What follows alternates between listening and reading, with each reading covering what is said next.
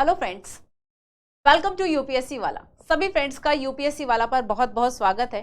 तो आज की क्लास में हम बात करने वाले हैं बुनियाद बैच के अंदर अब ज्योग्राफी की। पॉलिटी हम सब ने बहुत पढ़ ली और अब हम आते हैं ज्योग्राफी पर।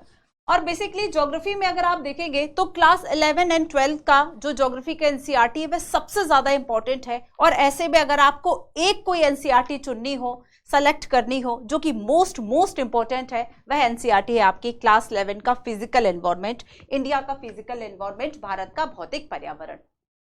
तो अब जो आप सभी को वीडियोस देने का तरीका है वह थोड़ा सा चेंज किया गया है कि अब आपको डेली वीडियोस ना देकर एक जो मैराथन सेशन है, एक मैराथन वीडियोस दिया जाएगा, जिसमें कि आपकी जो एक समझ है, आपका बहुत ब्रेक ना हो और आप एक ही वीडियो से जल्दी से जो चीजें हैं वह कवर कर ले, साथ ताकि आपस में उनकी जो इंटरलिंकिंग है वह बनी रहे, आप भूल ना पाए, है ना। इस वजह से हम वन शॉट जो वीडियो है वह आप सभी को अब देंगे।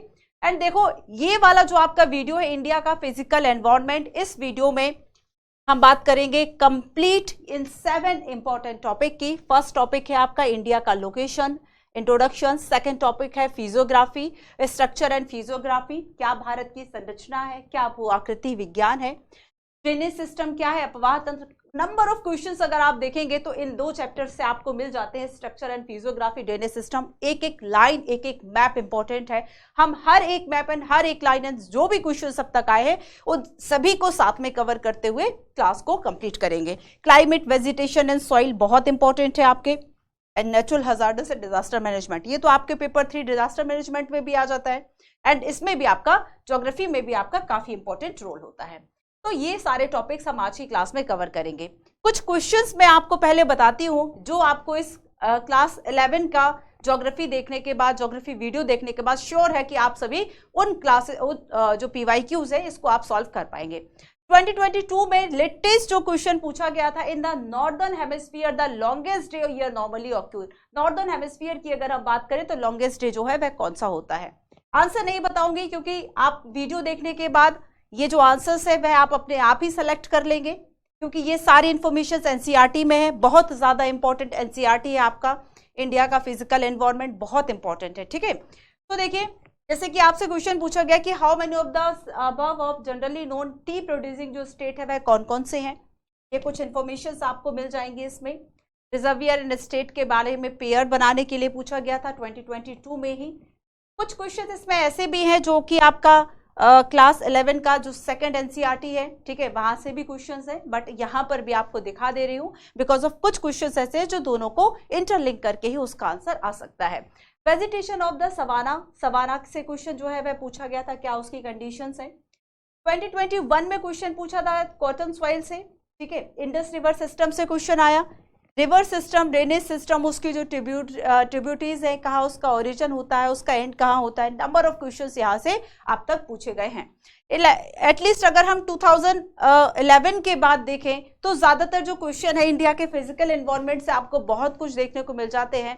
हाँ, हालांकि वर्ल्ड ज्योग्राफी से भी नंबर ऑफ क्वेश्चंस काफी रहते हैं, बट अगर हमें देखना हो कि इंडिया का जो फिजिकल एनवायरनमेंट है इसमें कौन कौन से ऐसे टॉपिक्स है जो ज्यादा इंपॉर्टेंट है, तो जो स्टार्टिंग के आपके 3 और 4 चैप्टर्स है बहुत इंपॉर्टेंट है, ठीक है। अब देखिए, रिवर्स की हम बात करें, ईस्टर्न घाट से कौन कौन सी जो रिवर्स है वह निकलती हैं। इसके अलावा 2021 में ही क्वेश्चन पूछा गया था ट्रॉपिकल जोन, वेस्टर्न सेक्शन से, ठीक है, टेम्परेट जोन एंड वेस्टर्लाइज से। इसके अलावा देखिए, सियाचिन ग्लेशियर जो है वह कहाँ स्थित है, तो समटाइम्स क्या होता है करंट अफेयर में जो चीज चर्चा में रही वहां से ज्योग्राफी में मैप उसका पूछ लिया जाता है।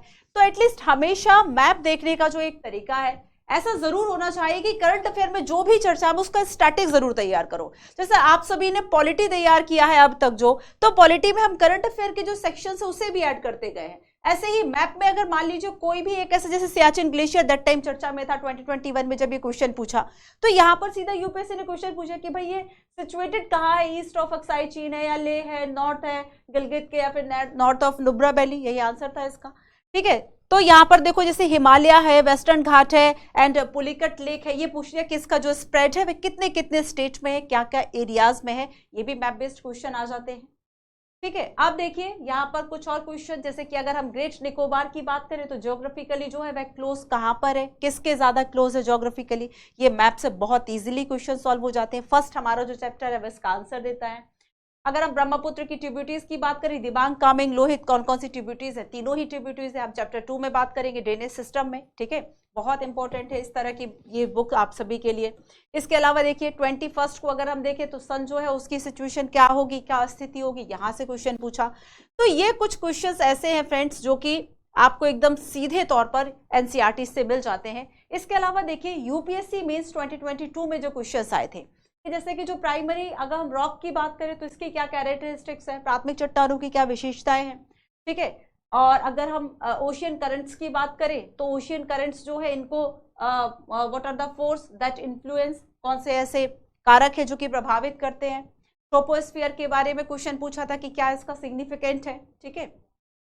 नेक्स्ट देखिए 2021 में क्वेश्चन पूछा था हिमालय से, हिमालय क्षेत्र और जो पश्चिमी घाट है इनमें जो भूस्खलन या लैंडस्लाइडिंग होती है उसके क्या कारण है, तो दोनों में क्या क्या अंतर है। अगर हिमालय क्षेत्र में हो रहा है तब उसमें क्या डिफरेंस है, और अगर वेस्टर्न घाट में हो रहा है तो उसमें क्या डिफरेंस है। कौन सी ऐसी क्रियाएं हैं, कौन सी ऐसी फोर्सेस है जो इस चीज को प्रभावित करते हैं। तो ये कुछ ऐसे टॉपिक्स है जहां से क्वेश्चन, देखो जब तक एक सही तरीका यही होता है, एक अगर अवेयर यूपीएससी एस्पिरेंट है तो पहले आप उन टॉपिक्स को जरूर देखोगे जहां से क्वेश्चंस बार बार आते हैं, और वो टॉपिक्स आपको लगता है कि भाई आपके जो रिसोर्सेज है, अगर अब तक आपका ज्योग्राफी कंप्लीट करने में ये रिसोर्स नहीं था तो प्लीज इसको ऐड कीजिए। और ये वीडियो देखने के बाद आपके जो इंसाइट हैं यूपीएससी पीटी एंड मेंस को लेकर ज्योग्राफी के लिए स्पेशली काफी समझ आएगा आपको चीजें, है ना। आपका जो इंसाइट्स है वो बहुत डेवलप होगा। भारत को एक उपमहाद्वीप क्यों कहा जाता है, ठीक है। वाई इंडिया कंसिडर अ सब कॉन्टिनेंट क्यों कहा जाता है। अच्छा, हिस्ट्री में भी हमने एक ये पॉइंट देखते हैं, हिस्ट्री में भी आपको ये पॉइंट जो है वो मिल जाता है। Briefly mention the alignment of major mountain range and world and explain their impact of local weather. क्या लोकल वेदर की अगर हम कंडीशंस की बात करें तो जो माउंटेन्स हैं वो क्या प्रभाव डालते हैं, तो कुछ 3-4 आपको एक्सप्लेन उदाहरण देने थे विद एग्जांपल्स। ये सारे आपको क्वेश्चंस जो है वो एनसीईआरटी से सॉल्व हो जाते हैं, ठीक है। अब देखिए the Himalaya highly prone of the landslide, यहां से फिर से क्वेश्चन पूछा था लैंडस्लाइड से 2016 में, और यहां हमने देखा कि 2021 में जो है हिमालय और वेस्टर्न घाट इन दोनों के बीच में डिफरेंस पूछ लिया। तो क्वेश्चंस जो है वे आखिर कैसे आ रहे हैं, अगर आप एक थोड़ा सा अगर आप इवेल्युएट करें, ठीक तरीके से रिसर्च करेंगे, तब आपको काफी कुछ जो है वह सीखने को मिलेगा, है ना। आप देखें क्लास 11 के जो भी आपके एनसीईआरटी से बहुत इंपॉर्टेंट है, और उसमें से ये क्वेश्चन एकदम डायरेक्टली आप सॉल्व कर सकते हैं।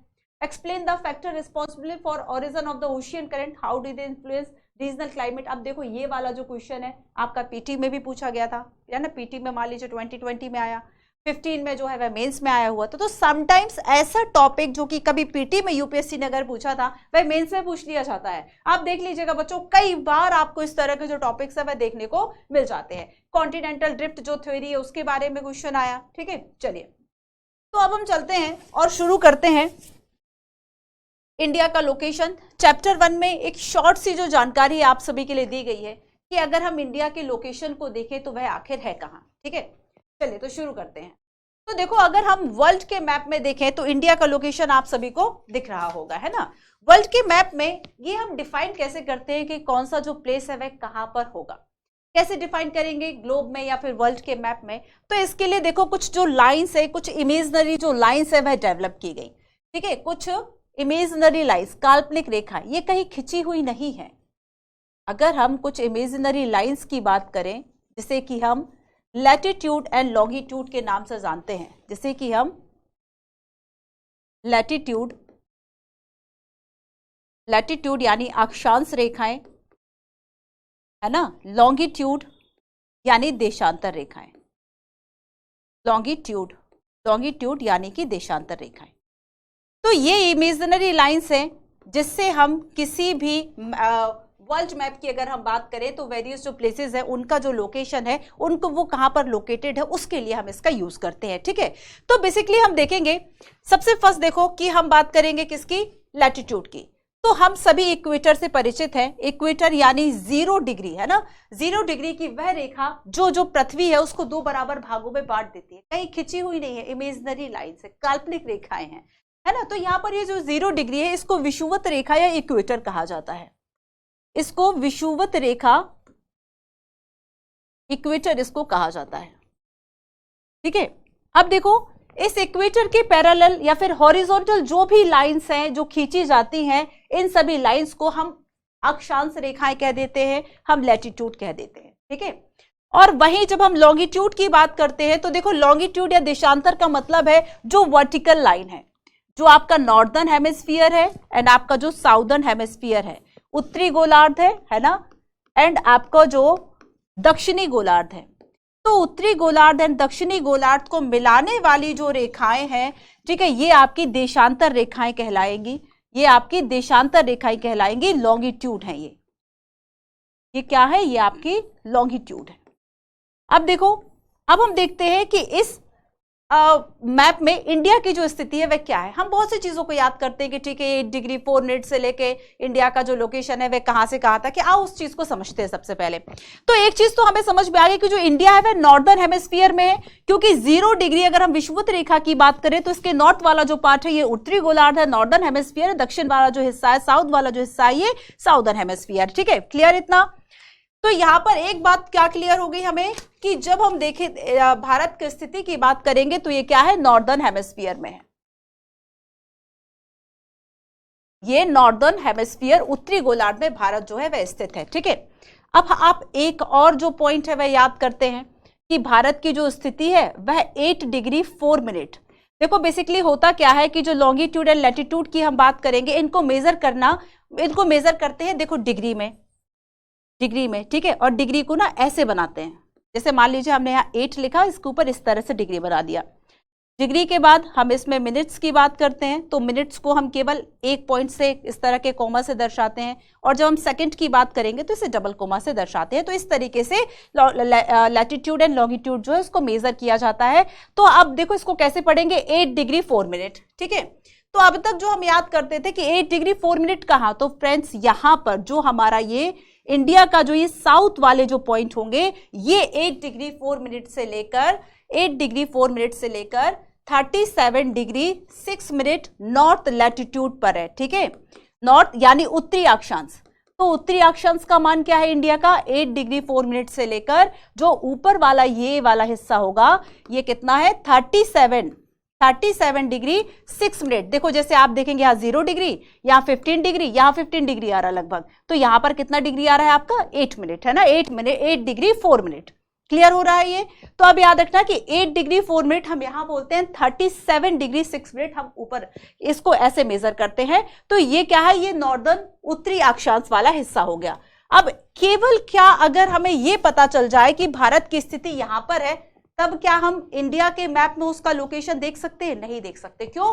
क्योंकि हो सकता है कि इस पूरी बेल्ट में अब क्या पता इंडिया कहां पर है। हाँ, हमें ये डिसाइड हो गया कि नॉर्दर्न हेमिस्फीयर में है, एंड अगर हमें इसका अक्षांश, हमें इसका लैटिट्यूड पता चल गया, तब हमें यह भी पता चल गया कि 8 डिग्री 4 मिनट से लेके 37 डिग्री। तो अब तो देखो ये पूरी बेल्ट हो सकती है। अब इस पूरी बेल्ट में हम कहां ढूंढेंगे? बस इसीलिए अब हमें देशांतर यानी लॉन्गिट्यूड की भी जरूरत होती है। ठीक है, तो लॉन्गिट्यूड ऐसी वर्टिकल लाइन से, तो लॉन्गिट्यूड की जो वर्टिकल लाइन में जहां से 0 डिग्री मान है, आप सभी ने ग्रीनविच लाइन सुनी होगी, है ना। तो ग्रीनविच लाइन को हमने 0 डिग्री प्रधान जो रेखा है हमने इसको मान लिया। एंड इसके अलावा हम जब इसकी पूर्व की बात करते हैं तो हमने यहाँ पर ईस्टर्न लॉन्गिट्यूड कह दिया। ठीक है, पूर्वी देशांतर और पश्चिमी देशांतर हमने कह दिया। तो अब ये भी हमें डिसाइड हो गया कि ठीक है इंडिया जो है वह पूर्वी देशांतर में है, लेकिन अब इसकी और स्थिति जो है वह क्या है, इसे भी हम समझते हैं। तो देखो लॉन्गिट्यूड में जब हम देखेंगे,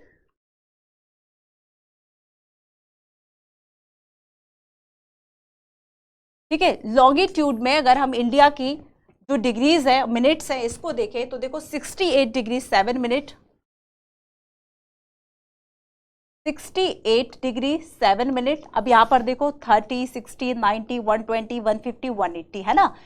तो यहां पर ये आपको दिख रहा है। अब इंडिया की कहां से शुरू हो रहा है सिचुएशन, 68 डिग्री, तो यहां पर ये 60 है ना। तो यहां पर 68 डिग्री 7 मिनट मतलब आपका ये कौन सा वाला हिस्सा होगा, east, west, north, south, India का वेस्ट, है ना। तो 68 डिग्री 7 मिनट से लेकर 68 डिग्री 7 मिनट, अब आप कभी नहीं भूलेंगे कि कहां से शुरू होता है। 68 डिग्री 7 मिनट ईस्टर्न लॉन्गिट्यूड से लेकर 97 डिग्री 25 मिनट ईस्टर्न लॉन्गिट्यूड। ठीक है, तो जब हम पूर्वी देशांतर की बात करते हैं, ईस्टर्न लॉन्गिट्यूड यानी पूर्वी देशांतर, ठीक है, ईस्टर्न लॉन्गिट्यूड। तो इसका जो मान है वह क्या है, 68 डिग्री 7 मिनट से लेकर 97 डिग्री 25 मिनट। और जब हमने नॉर्दर्न इसकी बात की थी, अक्षांश की, लैटिट्यूड की, तब ये क्या था, 8 डिग्री 4 मिनट से लेकर आपका 37 डिग्री 6 मिनट तक। क्लियर है। तो अब अगर हमें ये जो दोनों मान है किसी भी देश के अगर हमें पता चल जाए ये दोनों, तब हम आसानी से लोकेशन जो है वो उसका फाइंड कर सकते हैं। तो ये लोकेशन हमने इंडिया का देखा all over the world map. ठीक है, इसके अलावा एक और बात सुनिए, बहुत इंपॉर्टेंट है कि जब हम कहते हैं कि इंडिया के, है ना, इंडिया को एक जो रेखा है वह लगभग बीच में 2 बराबर भागों से काटती है, और ये है ट्रॉपिक ऑफ कैंसर यानी कर्क रेखा। ठीक है, ट्रॉपिक ऑफ कैंसर यानी कर्क रेखा। तो आपको बताना है ट्रॉपिक ऑफ कैंसर, देखिए ये आप सब पढ़ लीजिएगा आप सभी कि ट्रॉपिक ऑफ कैंसर क्या है। एंड आपको ये भी बताना है कि ये जो रेखा है वह इंडिया में कितने स्टेट से होकर गुजरती है। यहां से क्वेश्चन यूपीएससी ने पूछा हुआ है। ठीक है, यहां से क्वेश्चन यूपीएससी ने पूछा हुआ है। तो सारे इंपॉर्टेंट पॉइंट्स जहां से क्वेश्चन आए हैं फ्रेंड्स, वो मैं सारे आपको बताती जाऊंगी। कुछ देखो, अब यही एक हानि होती है। जो बच्चे ये कहते हैं ना कि मैम क्या 6, 7, 8 का पढ़ना जरूरी है, अब ये बताओ कि अब कुछ बच्चे ये सोच रहे होंगे, या तो आपका बेसिक इतना स्ट्रांग है कि आपको कर्क रेखा, ट्रॉपिक ऑफ कैंसर है, इक्वेटर, ये सारी चीजें समझ में आ रही। जिस बच्चे के ऊपर से ये सारे टॉपिक्स जा रहे हैं ना, उन्हें 6, 7, 8 पढ़ने की जरूरत है। क्यों? आखिर मैं ये कहती हूँ कि आप 6 से लेके पढ़ लो, बहुत टाइम नहीं लगता। क्यों? क्योंकि ये इसी तरह के जो कॉन्सेप्ट है वो आपको वहां पे सिखा दिए जाते हैं।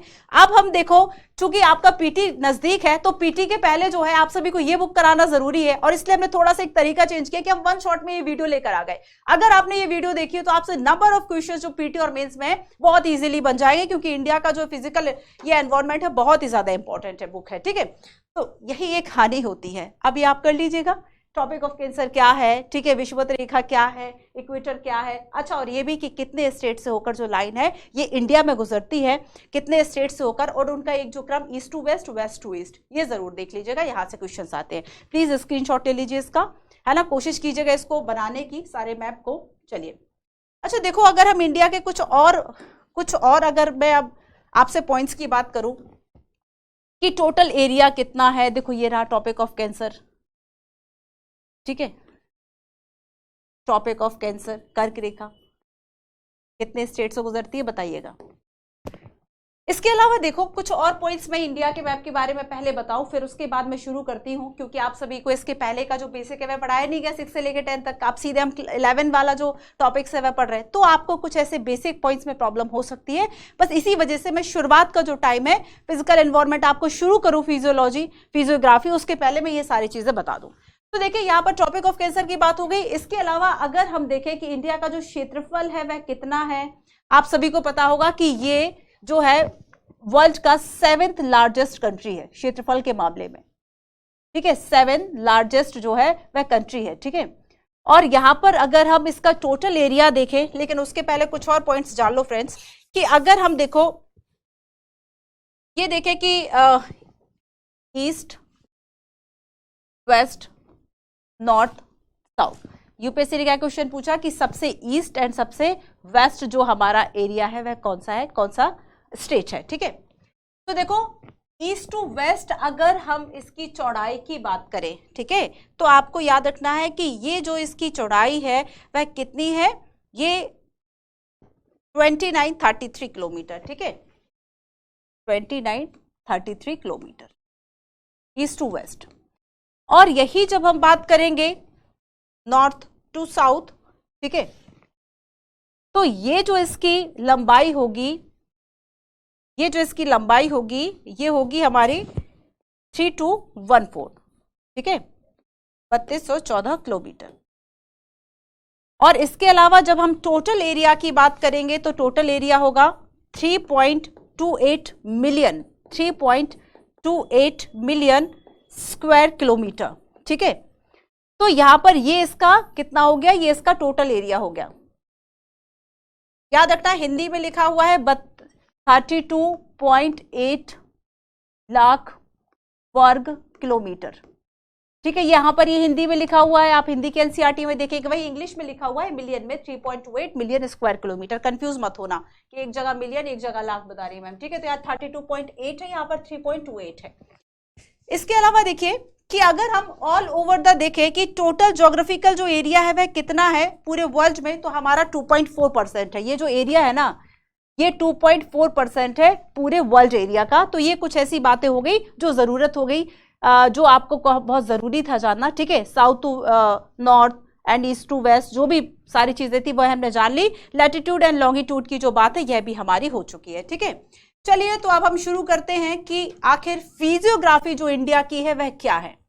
इसके अलावा देखिए कुछ नेबर्स वाली बात है, और यहाँ पर यूपीएससी ने 2017 में पूछा था कि which of the following geographical closest of great Nicobar, जो क्वेश्चन मैंने आपको शुरू में बताया। तो अगर आप इंडिया जो मैप दिए हुए हैं, फिजिकल मैप फ्रेंड्स जो दिए हुए हैं, अगर आप इनको देखेंगे ना तो आपको बहुत इजीली इस तरह के जो क्वेश्चन है वह बन जाएंगे। तो ये बहुत बच्चों वाली बात है, आप इसको पढ़ लीजिएगा कि भाई कहाँ कहाँ पर अगर हम देखें ईस्ट वेस्ट नॉर्थ साउथ, ठीक है, कौन कौन से हमारे जो नेबर्स हैं उसको एक बार आप सभी देख लीजिएगा। मैंने आपको ये मैप एंड इंफॉर्मेशन प्रोवाइड की है। चलो तो अब हम शुरू करते हैं और आते हैं हमारे चैप्टर नंबर 2 पर, जो कि इंपॉर्टेंट है, संरचना और भू आकृति विज्ञान, स्ट्रक्चर एंड फिजियोग्राफी। बेसिकली देखो हम सभी जानते हैं कि अगर हम पृथ्वी की बात करें अर्थ पूरा, तो बहुत सारे ऐसे चेंजेस हैं जो आपको देखने को मिलते हैं कहीं पर भी। जैसे कि हमारे यहाँ केवल कल्चरल आपको डाइवर्सिटी नहीं मिलती है, और all over the world and India की अगर हम बात करें तो अलग अलग, चाहे चट्टानों की बात करें, चाहे मिट्टी की बात करें, रॉक की बात करें, सॉइल की बात करें, हर जगह डिफरेंट है ना। कहीं पर प्लेन है, कहीं पर्वत है, कहीं पर पठार है। तो यहाँ पर इस तरीके के जो एरियाज है ना, उनका हम अलग अलग जो उनकी आकृति है, अलग अलग जो लैंडफॉर्म्स है, उसका हम अध्ययन करते हैं अलग अलग तरीके से। और यहाँ पर हमें भारत के बारे में जानना है, इंडिया के बारे में जानना है कि अगर हम शुरुआत से देखें तो इंडिया जो इंडियन प्लेट है वह पहले कहां पर थी, अब कहां पर मूवमेंट हो रहा है। इसके अलावा हम देखेंगे इसमें कि इंडिया को जब हम देखेंगे कि इसे फिजियोग्राफिक के आधार पर कितने भागों में बांटा गया है, ठीक है।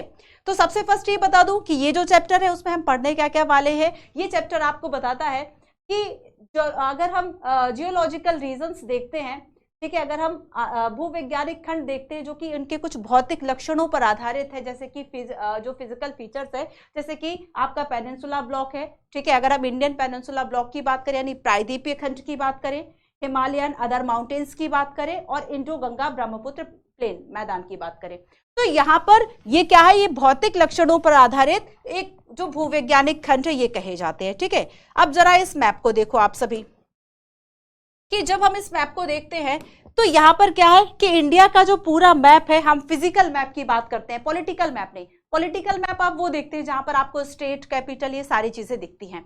लेकिन जिस मैप में आपको ये रेंज है, हिमालय रेंज है, सारे अपवाह तंत्र है, रिवर्स है, ठीक है, पर्वत पठार है, ये सारी चीजें बताई गई है, कोस्टल एरिया बताया गया है, ये सारे जो एरियाज हैं, इस तरह के मैप आप फिजिकल मैप में देखते हैं। तो देखो यहाँ पर क्या कहा गया है कि अगर हम स्ट्रक्चर देखें या फिजियोग्राफी देखें अगर हम इंडिया की, तो इस मुख्य बातों के आधार पर मेन जो इसके फिजिकल फीचर्स हैं उस आधार पर हम इसे 3 भागों में डिवाइड करते हैं, ठीक है। तो फर्स्ट हमने देखा यहाँ पर कि ये जो है आपका हिमालय रेंज है, ये फर्स्ट हो गया, ठीक है। सेकेंड हमने देखा इंडियन पेनिनसुला, तो यहाँ पर ये होता है आपका जो प्रायद्वीपीय पठार वाला भाग है, इंडियन पेनिनसुला। और थर्ड हमने देखा कि ये जो आपका प्लेन है ना, ये जो आपका मैदानी एरिया है। तो देखो मेन तो हम इसे 3 भागों में ही बांटते हैं, 1 2 3 आओ ऐसे ही पढ़ लेते हैं, ठीक है। तो यहां पर हमने देखा कि ये एक भारतीय प्रायद्वीपीय हो गया है ना, प्रायद्वीपीय पठार हम इसको कहते हैं, इंडियन पेनिनसुला। और यहाँ पर जो है ये प्लेन वाला एरिया हो गया, मैदानी एरिया हो गया। इसका हम अलग से अध्ययन करते हैं कि ये जो है वह कैसे निर्माण हुआ इसका, है ना, मैदानों का जो वर्गीकरण अगर किया गया है तो किस किस भागों में किया गया है, ठीक है। ऐसे ही हम जब इंडियन पेनिनसुला की बात करते हैं, भारतीय प्रायद्वीपीय पठार की बात करते हैं, प्लेट्यू की बात करते हैं, तब हम ये देखते हैं कि ये वाला जो रीजन है आखिर इसका विकास कैसे हुआ, कैसे यहाँ पर चट्टानों का निर्माण हुआ, कैसे यहाँ पर ये जो तट है, कोस्टल एरिया जो है, इसका कैसे निर्माण हुआ, डेवलपमेंट हुआ, ठीक है। ऐसे ही हम हिमालय के बारे में पढ़ते हैं। अब देखो हिमालय की जब हम बात करेंगे तो भाई जैसा नाम हिमालय, ये तो बहुत बड़ी आपकी रेंज है, बहुत बड़ा क्षेत्र है, और आप इसको कैसे पढ़ोगे। हिमालय का जो अध्ययन है हम देखते हैं कई आधारों पर किया जाता है, इसको कई भागों में बांटकर पढ़ लिया जाता है। जैसे कि हमने बांटा कि चलो ठीक है ये कश्मीर हिमालय हो गया, कश्मीर के हिमालय के बाद फिर हमने यहाँ पर देख लिया कि उत्तराखंड हिमालय हो गया, ठीक है। फिर आगे हमने यहाँ पर हम पढ़ लेते हैं कि अरुणाचल हिमालय है, फिर यहाँ पर जो है पूर्वी पहाड़ियां हैं कुछ। तो यहाँ पर इस तरीके से जो अध्ययन है हम कर लेते हैं। तो यहाँ पर मेन जो डिवाइड है, मेन जो डिवीजन है वह हमने 3 भागों में देखा है ना। मेन डिवीजन जो है वह 3 हमने भागों में देखा। सबसे फर्स्ट क्या था, चलो हम नॉर्थ टू साउथ ही पढ़ लेते हैं। सबसे फर्स्ट है आपका हिमालय वाला रीजन, ठीक है। फिर आपका सेकंड जो है वह ये गंगा ब्रह्मपुत्र वाले जो ये मैदान हो गए, और फिर उसके बाद हम यहाँ पर पेनिनसुला की बात करते हैं, प्रायद्वीप की बात करते हैं, ठीक है। तो इस तरीके से मुख्य रूप से हमने इसे 3 भागों में बांट दिया, समझ गए। अब आगे देखो, अब देखो नेक्स्ट क्या देखते हैं हम कि केवल अगर हम मुख्य रूप से देखें, मेन अगर हम देखें फिजिकल फीचर के आधार पर, तब तो हम इसे 3 भागों में ही बांटते हैं। लेकिन अगर हमें इसके आगे इसके जो फिजियोग्राफिक डिवीजन है वह और भी करना है, ठीक है। अब देखो हर जगह एक जैसा तो है नहीं, है ना। अगर हम भू आकृतियों की बात करें, लैंडफॉर्म्स की बात करें, हर जगह एक जैसी नहीं है। तो अब इसका जो डिवीजन है वह और भी ज्यादा तरीके से किया जाता है, और इसमें 3 भाग जो है वह और जोड़ दिए जाते हैं। फॉर एग्जाम्पल, जैसे कि हमने northern and north east mountain की हम बात पहले कर चुके, नॉर्दर्न प्लेन की हम बात कर चुके, यानी उत्तरी भारत का जो मैदान है, गंगा ब्रह्मपुत्र वाला मैदान हो गया वो भी। पेनिनसुला का जो प्लेट्यू है वो भी हो गया, है ना, प्रायद्वीपीय पठार वो भी हो गया। अब लेकिन यहाँ पर फिजियोग्राफिक और अगर हम इसका डिवीजन करें तब हम देखते हैं कि यहाँ पर हमें 3 पार्ट और अलग हम पढ़ लेते हैं, ठीक है। जैसे कि आपका इंडियन डेजर्ट है, भारतीय मरुस्थल है, कोस्टल प्लेन है जो तट आपके हैं, ठीक है, जो आपके तटीय मैदान है, और जो आइलैंड है जो आपके द्वीपीय समूह है। तो यहाँ पर 3 बातें और जो है वह जुड़ जाती हैं, भारतीय मरुस्थल, ठीक है, भारतीय मरुस्थल, तटीय मैदान एंड द्वीपीय समूह। तो इस तरीके से वैसे तो हमने देखा कि मेन रूप से भौतिक लक्षणों पर आपके जियोलॉजिकल अगर हम रीजन्स की बात करें तो मेन जो 3 है ना, मेन रूप से इसे हम 3 पार्ट में ही डिवाइड करेंगे, पेनिनसुला, हिमालय एंड ब्रह्मपुत्र वाला इंडो गंगा ब्रह्मपुत्र प्लेन। लेकिन अगर हम और ज्यादा इसको डिवाइड करते हैं भू आकृतिक खंड के आधार पर, तब हम इसके जो है वे 6 पार्ट 6 भागों में बांटकर हम इसको पढ़ते हैं। तो अब देखो 3 चीजें और हमारी कौन सी जुड़ गई कि अब तक तो हमने इसमें देखा था ये 3 तो है ही, हिमालय, प्लेन एंड पेनिनसुला। इसके अलावा हमने देखा कि अब जो जुड़ा है यहाँ पर ग्रेट इंडियन डेजर्ट, मरुस्थल, ठीक है, 4 हो गया, 1 2 3 4 5 हमने देखा, जो हमारे ये कोस्टल प्लेन है, जो हमारे ये तटीय मैदान है, तटीय मैदान है, ठीक है, जो हमारे ये कोस्टल प्लेन है, और उसके बाद ये हमारा 5th हो गया। और 6 वाला जो पार्ट है वह क्या है कि जो ये अंडमान निकोबार एंड जो लक्षद्वीप है, तो ये हमारे जो आइलैंड हैं, ये हमारे जो आइलैंड है ये हमारा 6 पार्ट हो गए। इस तरीके से पूरे भारत को की जो भू आकृति है, ठीक है, उसकी संरचना, उसकी प्रक्रिया, उसका जो डेवलपमेंट की जो अवस्थाएं रही, उसके आधार पर हम इसे इन 6 भागों में बांटकर जो है वह पढ़ते हैं, ठीक है। 6 भागों में बांटकर हम उसे पढ़ते हैं। अब देखो, अब इसके आगे हमें करना क्या है कि अब जब हम हिमालय रेंज, देखो प्लेन, डेजर्ट, तटीय मैदान, है ना, कोस्टल एरिया एंड आइलैंड, इसका और भी ज्यादा जो सब डिवीजन है वह नहीं किया गया है। सो ये एक ही एक पैराग्राफ में हमारे कंप्लीट हो जाते हैं। लेकिन अब फिर यहाँ पर आपको ध्यान देना है कि जब हम हिमालय रेंज की बात करेंगे, हिमालय माउंटेन्स की बात करेंगे एंड पेनिनसुला की बात करेंगे, तो देखो यहाँ पर जो रीजन्स है वह बहुत ज्यादा जो क्षेत्र है वह आ रहा है। और अब इसका जो अध्ययन है हम फिर से हिमालय को पढ़ने के लिए, समझने के लिए इसको कई भागों में बांट देते हैं। फिर से अगर हम पेनिनसुला की बात करेंगे, जैसे कि हिमालय को और समझने के लिए, पढ़ने के लिए हम इसका सब डिवीजन करेंगे 5 पार्ट्स में, 5 सब डिविजन्स करेंगे। और सेम अगर हम पेनिनसुला की बात करेंगे तो हम इसको जो है वह 3 पार्ट में इसको और सब डिवाइड करेंगे। आ रहा समझ में? ये जो पूरा चैप्टर है बस आपको ये बताता है। तो मेनली जो है वह 3 थे इसका जो डिवीजन है, ठीक है। इंडिया का अगर हम फिजियोग्राफिक अगर हम डिवीजन की बात करें तो मेन हम 3 भागों में बांटकर पढ़ते हैं। लेकिन उसके ही आगे जैसे ही हम देखते हैं कि इसको और अगर हम इसके कारणों, इसकी जो लैंड फॉर्म्स है उसके आधार पर अगर हम इसे और बांटना चाहें, तब हम इसको डेजर्ट, ठीक है, कोस्टल प्लेन एंड जो आइलैंड है ये भी जोड़ देते हैं। तो इस तरीके से 6 भाग हो जाते हैं। तो अब हम हिमालय एंड पेनिनसुला, इसको हम और भी ज्यादा सब डिवाइड करके पढ़ने वाले हैं, ठीक है। तो देखो ये आई होप आप सभी को क्लियर हो गया फर्स्ट वाला कि क्या पढ़ने वाले हैं। अभी हमने शुरू नहीं किया कि भाई फिजिकल फीचर या प्रायद्वीपीय खंड क्या है, वो सब आगे आएगा। अभी सिर्फ इतना कि हम शुरू क्या क्या कर रहे हैं, क्या क्या पढ़ना है हमें। इसके अलावा देखो कि जब आगे हम और northern Himalaya and north east जो माउंटेन्स है, जब हम इसे पढ़ते हैं, ठीक है, जब हम northern Himalaya and north east mountain को पढ़ते हैं, तो चूंकि हिमालय अब हर जगह एक जैसा तो है नहीं, है ना। अगर हम हिमालय की बात करें, हिमालय हर जगह एक जैसा नहीं है, इसमें कई तरह की जो श्रेणियां है वह शामिल है, कई तरह के जो माउंटेन्स है वह शामिल है, जिनकी ऊंचाइयां अलग अलग है, जिनमें जो उच्चावच है वह काफी अलग अलग है। तो चाहे इनकी हम रीजनल जो वेरिएशंस है वह देख लें, ठीक है, चाहे हम इसके स्थान की या हम इसके क्षेत्र की विविधता की बात करें, हम बेसिस ऑफ रिलीफ इसके जो उच्चावच है कि कौन कितना ऊंचा है, कहां पर ऊंचाई कम है, उसकी बात करें, अलाइनमेंट ऑफ रेंजेस की बात करें, या फिर हम अदर जियोमॉर्फोलॉजिकल फीचर्स की बात करें, तो इस आधार पर हम जो नॉर्दर्न हमारा जो हिमालय है उसको हम कई भागों में बांट सकते हैं। फर्स्ट है कश्मीर और नॉर्थ वेस्ट हिमालय, ठीक है। फर्स्ट क्या है आपका कश्मीर हिमालय, कश्मीर और उत्तर पश्चिम हिमालय, ठीक है, फर्स्ट हो गया आपका। सेकंड हम इसमें देखते हैं हिमाचल एंड उत्तराखंड हिमालय, हिमाचल उत्तराखंड हिमालय। थर्ड हम इसमें देखते हैं Darjeeling and Sikkim Himalaya, Darjeeling and Sikkim Himalaya.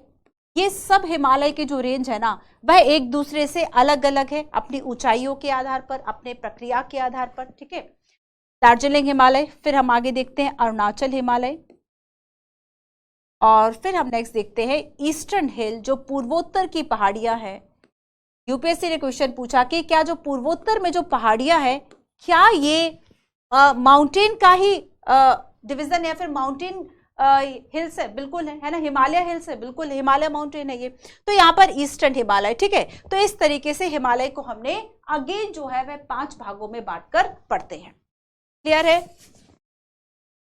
Clear है? इतना स्क्रीनशॉट ले लो जैसे जैसे साइड हो रही हूँ। इसके बाद देखो हम नॉर्दर्न प्लेन्स की बात करेंगे इस चैप्टर में आगे, कि जो नॉर्दर्न प्लेन्स हैं उसको हम अगेन 3 भागों में बांटकर पढ़ते हैं। एक तो है आपका जो भाबर प्रदेश होगा, सेकंड जो तराई प्रदेश होगा, और थर्ड जो है जलोढ़ मैदान या एलुवाइल प्लेन्स होगा। जलोढ़ मैदान या एलुवाइल प्लेन्स को हम अगेन 2 भागों में बांटते हैं, खादर एंड बांगर, ठीक है, खादर एंड बांगर। आगे समझेंगे ये सब क्या है। फिलहाल सिर्फ इतना कि हमें क्या क्या पढ़ना है इस चैप्टर में।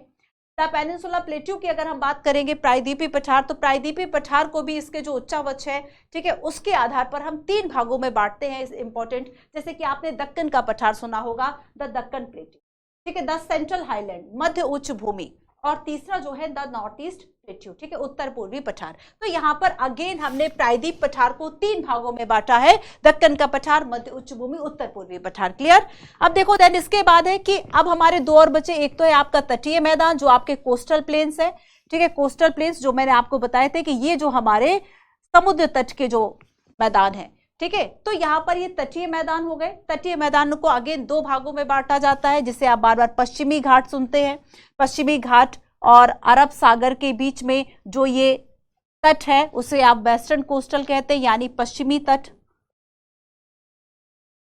पश्चिमी तटीय मैदान, पश्चिमी तटीय मैदान, ठीक है, पश्चिमी तटीय मैदान, और ये है आपका पूर्वी तटीय मैदान।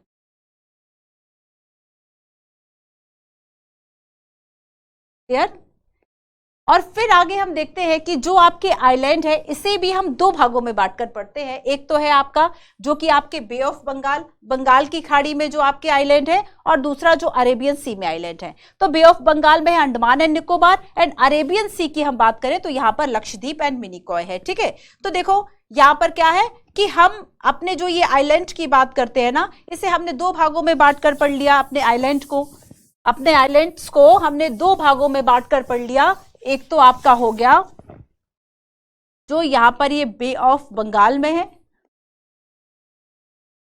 बे ऑफ बंगाल में कौन से है? अंडमान एंड निकोबार, ठीक है, अंडमान एंड निकोबार। और जब हम बात करेंगे अरेबियन सी की, तो अरेबियन सी में क्या है? लक्षद्वीप। अरेबियन सी में क्या है? लक्षद्वीप एंड मिनिकॉय, ठीक है। तो इस तरीके से जो आइलैंड है इसको हमने बांट लिया। वेस्टर्न एंड ईस्टर्न घाट की बात हो गई, ठीक है। हमारा जो ये पूरा पेनिनसुला था इसे भी हमने 3 भागों में बांटा, और जो हिमालय है इसको भी हमने 5 जो सब डिवीजन है वह कर लिए। ठीक है, अब हम शुरू करते हैं पढ़ना। ये तो सारा अभी तक हमारा डिवीजन चल रहा था। ठीक है, अब हम शुरू करते हैं। तो यहां पर अब तक हमने जाना कि देखो हमेशा एक रूल होगा ये पूरा बुक पढ़ते समय कि जब भी आप कुछ भी पढ़ो तब आपको मैप में जरूर देखना है। कोई भी 1 या 2 लाइंस जो आपको, फॉर एग्जांपल अगर मान लीजिए कि मैंने यहां पर ये 2 लाइन पढ़ी, based on these macro variations India can be divided into the following physiographic division. ठीक है, the northern and north east mountain. तो अब यहां पर आपका काम होगा कि केवल आप इसे पढ़ोगे नहीं बल्कि इस इंफॉर्मेशन को हम मैप में भी देखते जाएंगे कि अब यहां पर बात हो रही है नॉर्दर्न हिमालय नॉर्थ ईस्ट की। सेकंड हम देखेंगे द नॉर्दर्न प्लेन। ठीक है, सेकंड हमने बात की यहां पर नॉर्दर्न प्लेन्स की। थर्ड हमने देखा कि द पेनिनसुला प्लेटू यानी हमारी जो बात है वही इस रीजन की हो रही है। इंडियन डेजर्ट की बात हो रही है यानी इस रीजन की हो रही है। कोस्टल प्लेन यानी इस रीजन की बात हो रही है। और जब हम आइलैंड्स की बात करेंगे यानी हम यहां पर बात कर रहे हैं। तो इस तरीके से हमेशा जो है ज्योग्राफी का जब भी आप इस तरीके से ये चीजें पढ़ेंगे, जैसे आगे हम ड्रेनेज सिस्टम की बात करेंगे तब भी हम उसे मैप के थ्रू ही पढ़ेंगे। ठीक है, तो इस तरीके से सारी जो चर्चा है हमारी वह चलेगी। तो अब हम आगे देखते हैं कि हमने देखा कि भू आकृति के आधार पर फिजियोग्राफिक अगर हम देखें तो हमने इंडिया को कुछ भागों में डिवाइड कर लिया। ठीक है, समझ गए आप ये वाली बात। सारी चीजें बच्चों लिखी हुई है, सारे मैप जो है वह आपको प्रोवाइड है। क्लास जैसे ही आपका ये वीडियोस अब खत्म होगा सारे टॉपिक्स आपके कवर हो जाएंगे। आपको जो पीडीएफ मिलेगी वह पढ़ना है, और साथ ही आपको ये जो हार्ड बुक है ये जरूर खरीदनी है ना। ऑनलाइन मत पढ़िएगा, कोशिश कीजिएगा कि जो आप हार्ड कॉपी इसकी जरूर ले लें। चलिए, तो अब हम बात करते हैं सबसे पहले हिमालय की, उत्तर पूर्वी पर्वतमाला।